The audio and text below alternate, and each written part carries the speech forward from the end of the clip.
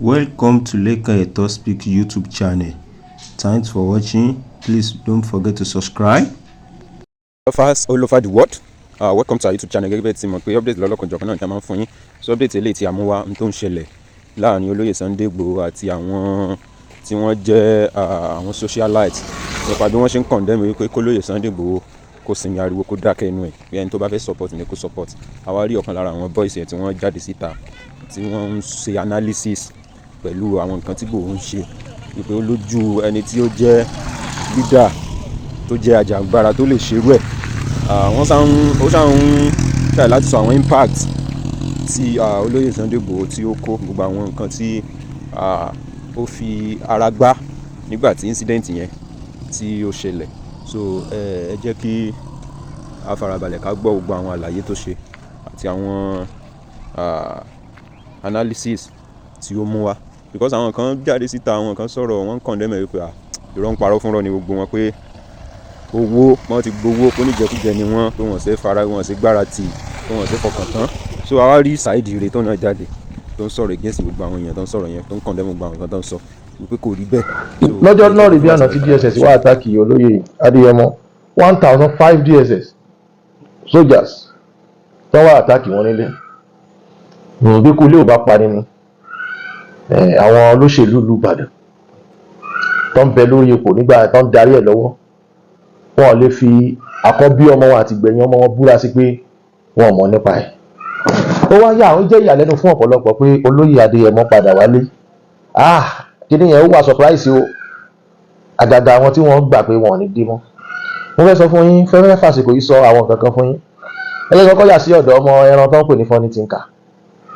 àwọn tó bẹ̀ẹ́ níṣẹ́ àwọn olóṣèlú ni látara pé wọ́n mọ̀ pé tí olóyè Adéyẹmọ bá wà ní ìlú Ọ̀yọ́ ní during the election yóò fẹ́ lágbára díẹ̀ lọ́ ṣe ń wò pé bóyá kan ti ọlọ́ta wọn ṣiṣẹ́ látara àwọn ọmọ tán tiẹ̀ jẹ́ nǹkan kan níwájú mi gan wọn jẹ́ nǹkan kan dèpòdépò ní pé iwájú olóyè Adéyẹmọ mo tún sọ pé níwájú mi gan wọn jẹ́ nǹkan kan dèpòdépò pé lọ́hùn torí tẹ bá sọ pé kẹta mi báyìí síbi tí olóyè Sunday Igboho wà ó jìnnà gan ipò tí olóyè Sunday Igboho wà tẹ bá ní kẹta tèmi báyìí ó jìnnà gan ẹ sì máa gba wájú àwọn kan kọjá lọ sókè kẹ tó dọ́dọ̀ wọn so níwájú èmi gan àwọn ọmọ tí ń gbó bí ajá wọn jẹ́ nǹkan kan dèpòdépò pé olóyè lọmọ kan wà rí fín àmọ́ tẹ́ni bá lẹ́ni lẹ́yìn àwọn kan ló sọ pé máa ṣe lọ ọmọ ọlọ́mọ là ránṣẹ́ dé tòrutòru àmọ́ ó ti gbàgbé pé bí àlọ́ bá lọ àbá bọ̀ èèyàn máa ń ṣe nǹkan tó yẹ ọjọ́ iwájú ni o.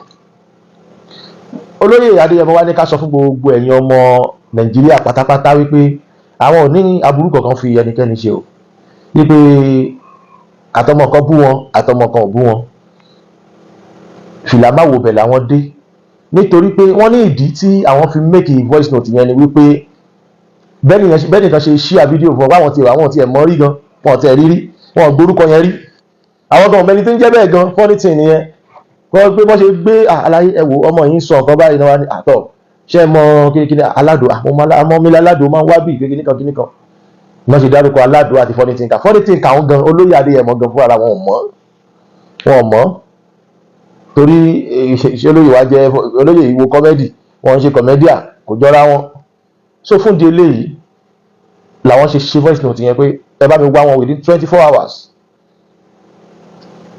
tá bá sì ní ká sọ náà bàbá lè bọ́mọ wí káyì má ṣe bẹ́ẹ̀ mọ́ àmọ́ látara nǹkan tí wọ́n fẹ́ lo ọmọ yẹn fún àwọn kìnìún kan Ọ̀yọ́ state media mo rí pé wọ́n gbé program yẹn wípé olóyè threatening ọmọ yẹn bọ́ wọn gbé nǹkan tí ọmọ yẹn ń ṣe wọn gbé jáde ó jẹ́ kí n mọ̀ pé ó lọ́wọ́ àwọn kan nínú màá wá jí àbàrà lọ sọ́dọ̀ Ṣèyí Mákindé tó má gbá bọ́ọ̀lù tí wọ́n lè score Ṣèyí Mákindé mọ́ gbá bọ́ọ̀lù tó lè score bẹ́ẹ̀ ni torí pé ohun tó ṣe fún Ọ̀sìlárì tí Ṣèyí Mákindé ṣe fún Ọ̀sìlárì Múkáílà Ọ̀sìlárì láti ẹ̀gbà pé ẹni yẹn náà wórówóró wọn náà pọ̀ wọ́n sọ nǹkan tán wọ́n sọ bọ́ọ̀ ṣe tó wọ́n sọ gbàtọ́lọ́pàá fún wa mú yín lé ó mú yín ṣékún báyìí bí ẹdìyẹ ni àbí bẹ́ẹ̀ tó jẹ́ mi náà fún wa mú ni wọ́n sì mú yín báyìí ṣékún bí ẹdìyẹ àmọ́ bẹ́ẹ̀ ṣe ń jánu pọ̀pọ̀pọ̀pọ̀ bí ìgbà wọn fẹ́ ju bẹ́ẹ̀ ṣe wà yẹn náà lọ ó wá di pẹ́ ń dákú ní kóòtù ó ṣe o tí ọjọ́ ogun ò bá ti dé èèyàn kì í máa kíkanjú bẹ́ẹ̀ ni mo tún fẹ́ tún sọ lọ́jọ́ lẹ́ẹ̀kan sí pé tí ọjọ́ ogun ò bá ti dé èèyàn kì í máa kíkanjú mi lè gbàgbé July 1st láéláé. Kárí ọmọ Akin, kárí Aládìsá, kárí ọmọ Adéníyì, kárí ọmọ Adéyẹmọ. Mo gbé fún ọba mi. Wọ́n ní tí ọjọ́ ogun ò bá tí ì dé, èèyàn kì í máa kíkanjú. Kì í ṣe balabala orí social media orí pírẹsẹ́ńtà kan wá ń jò bí òjò. Ohun tí Mukaila Auxiliary ṣe fún Ṣèyí Mákindé nígbà election tó kọjá, ó lágbára débi wípé kò yẹ kí Mukaila Auxiliary dèrò ẹ̀wọ̀n látara ẹ̀ṣẹ̀kẹ́ṣẹ̀ tí ìbáwò kò wù.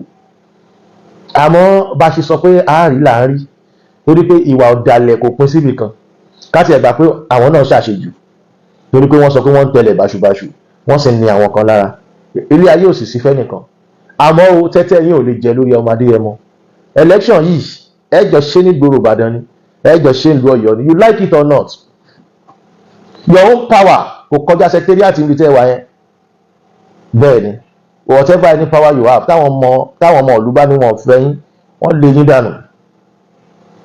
Tẹ́ bá wá ṣe, tẹ́ bá wo ìkan tó fa wàhálà ní pé bí olóyè ṣe sọ ọ̀rọ̀ pé kọ́ má gbé pátì míì wá sí ilẹ̀ Yorùbá pé bàbá Tinubu ló ní. Mo dẹ̀ mọ̀ pé àwọn tán jáde ní PDP, tán jáde ní ADC káàkiri, wọ́n mọ̀ wò pé tí Tinubu ni Aládìsá ń ṣe.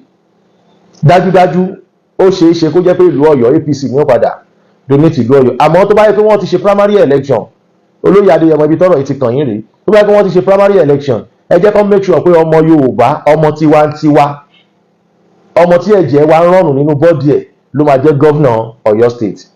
Ẹ má fọmọ àlejọba o, torí pé tẹ́ bá fọmọ àlejọba yóò tàlú. Mo mọ̀ pé ọ̀rọ̀ mi ò yé yín láspect yẹn, pẹ̀lú gbogbo ọ̀rọ̀ tí mo sọ yìí ó ń bẹ lọ́wọ́ gbogbo èèyàn ọmọ Ọ̀yọ́ pátápátá. Ẹ má fọmọ àlejọba, ẹ má fẹ́ ẹni tó jẹ́ pé tó bá yó tán yóò máa kọrin bámúbámú ní òun máa kó wa lọ sí Mẹ́kà. Ẹ má fi jọba o, ẹ má fi jẹ gọ́vnà. Ọmọ Yorùbá, ọmọ tiwantiwa ní kẹ́ ẹ jẹ́ ká lò fún gbogbo state kí ìlú wa lè rọrùn. Mo kọjá láspect yẹn ni. So wọ́n ní ọmọ tó ń jẹ́ funny thinker yẹn jẹ̀mí gánṣẹ̀ mọ́ ni. Wọ́n ní ọmọ tó ń jẹ́ funny thinker yẹn kò sí nǹkan táwọn fẹ́ fi ṣe. Kódà kó tún ṣe program míì tó tún jù yẹn lọ pé torí àwọn tó ń tì í tá a bá ní ká máa dárúkọ wọn bí àmọ́ wọn ìṣepá àmọ́ wọn, àwọn tá a bá ní ká máa dá wọn orúkọ wọn bí lanu. Ṣé ẹ̀jẹ̀ wá rí ìkùnsínú ohun tí olóyè Adéyẹmọ lọ ṣe nílé Ifẹ̀ lọ́jọ́ náà lọ́hùn, ìkùnsínú yẹn sì wà ńlẹ̀. Bẹ́ẹ̀ ni ẹ jẹ́ kí n mẹ́nu yabẹ̀. Ìkùnsínú pé nígbà tí ọmọ onílùú délùú tí bàbá wa kábíyèsí sọ wípé èèyàn méjì nìkan wọlé, ọmọ onílùú wá débi orísun ẹ̀, torí pé orísun gbogbo ilẹ̀ ọmọ adúláwọ̀ ọmọ káàrọ̀ oòjíire nílé Ifẹ̀.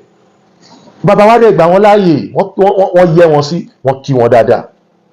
So téèyàn bá wá sọ̀rọ̀ pé tó wá kí oríkì ilé rẹ̀ kò sí nǹkan tó yẹ kó dá wàhálà lẹ̀, nǹkan ara aspect tán lu ọmọ yẹn fún nìyẹn, tán fi ní kó mọ̀ sọ̀rọ̀ báṣubàṣu. Àmọ́ wọ́n ní ẹni abábálábà ní bàbá, ìbẹ̀rẹ̀ ìjà lámọ̀ èèyàn kì í mọ ibi tí ó pín sí, àmọ́ gbogbo ẹ̀ ju gbogbo ẹ̀ lọ́nà afa ọmọ náà lọ́lọ́run lọ́wọ́. Òsín tẹ́nì kankan fi ṣe o, torí ọjọ́ tó bá ṣe èèyàn kan ládùúgbò tó bá bẹ lórí dànù kọ́ máa sọ pé bóyá Sunday tó ṣẹ̀ ní rárá o, ó ti ṣe àwọn èèyàn kan sẹ́lẹ̀ before olóyè Sunday Igboho. Ó bu Oríyọmí Hamzat ẹni tó ti ẹ̀já láàánú ẹ̀gẹ́ ó bu. So ó jẹ́ kẹ́ máa fi jẹ́ kẹ́ máa mọ̀ pé ẹ be careful pẹ̀lú àwọn ọmọ wọ̀nyí. Kì í ṣe gbogbo èèyàn lèèyàn gbà kó rí kán ríyàn mọ́yàn, ẹni tó bá yẹ kán rí mọ́ni náà rí mọ́ni. Ẹni tó dẹ̀ máa kú tè nítọ̀ ládùúgbò má jẹ́ ká bá ní nǹkan pọ̀. Ìdí nìyẹn tá a fi wá sọ̀rọ̀ láì láti wá sọ. Mẹ́díà tí ò bá ti wá gbélé yìí, ó máa ṣorí burúkú ni. Gbogbo mẹ́díà tó gbé voice funny thinker tí ò bá ti gbé program mi wọ́n dààmú nú ayé ni. Mẹ́díà wọn ò ní jẹ́ èèyàn mọ́ torí pé wọ́n ti ṣàbòsí nìyẹn. So kò sí nǹkan tẹ́nì kankan fi ṣe o, ẹ jẹ́ kó máa pàtó ọwọ́ ẹ lọ, kò jù bẹ́ẹ̀ lọ, ó dàbọ̀. Fast all over the world ọ̀rọ̀ náà lẹ ti gbọ́ tí Saheed Ire ti sọ ìsílẹ̀ tí gbọ́ tó ti fọ́n. So kí ni opinion ti yín lọ́dà comment section ẹ jẹ́ ká mọ̀, ẹ comment, ẹ share, ẹ like, ẹ bá subscribe tẹ́ bá ti ń darapọ̀ mọ́ wa. So ẹ tan notification bell yín so that anytime tá a bá drop a new video ẹ máa lè rí notification. So I appreciate the support yín. We love you all. Thanks for watching.